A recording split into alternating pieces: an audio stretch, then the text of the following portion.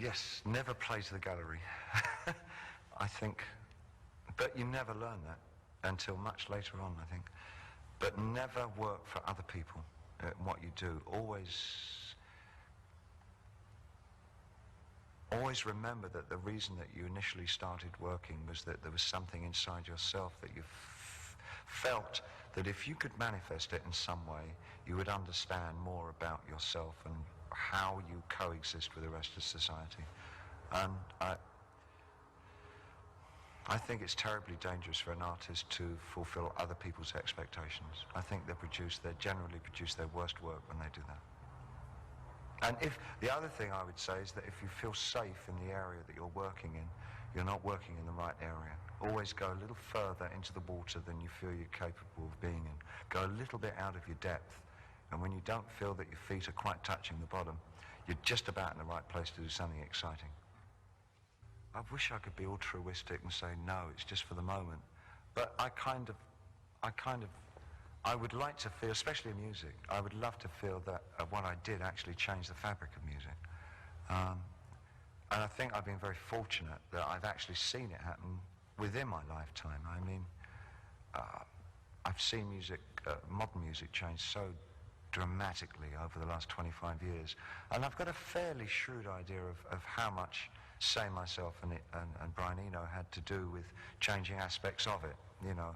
And I'm sure many people from my generation, because it's such a fast event horizon in popular music, many of us have been able to see the changes that we've made, from the Stones to name anybody you would want to, really. And so that's pretty satisfying, you know, because when it touches that moment, then that becomes like an arbitrary cut-off point, because you could go further. And the trouble is overcomplicating an idea, which I do frequently, you know. It's the sin of the artist, when you have an idea and then you fuck it up. And Francis Bacon used to do it all the time, so I'm in good company. Where you think you've got to a point where it's really good, and then you do that next thing, and it's the worst possible thing you could have done, and you've just gone overboard, and you think, sod, I've ruined it.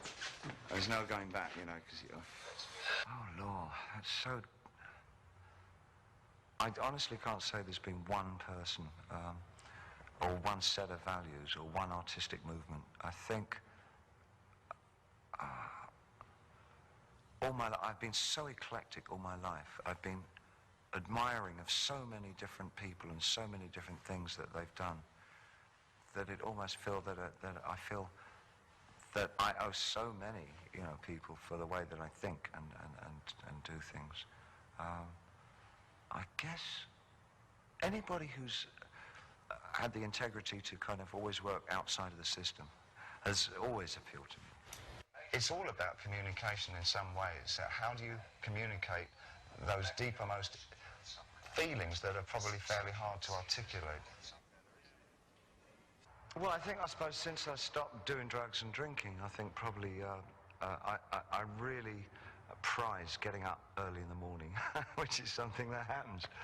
I now find, for years now, I've gotten up regularly at 6 in the morning.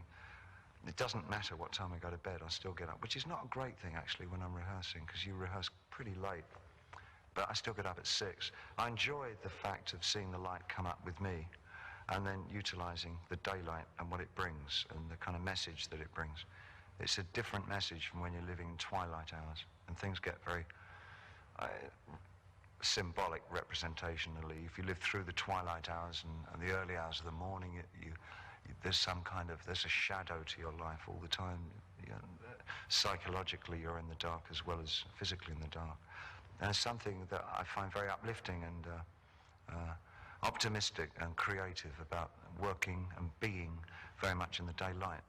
If I found myself in some kind of cul-de-sac in the music, I'd break down the problem by actually painting it. I'd try and visualize what the problem was, that the sense of these textures were grating against each other in a way that wasn't admirable. And I'd try and visualize those textures and paint them, and then find out what was wrong. And then when I'd solve that problem, I'd take it back into the studio.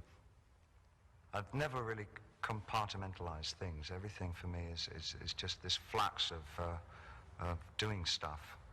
Some of it's music and some of it's visual. And the two have always been very entwined.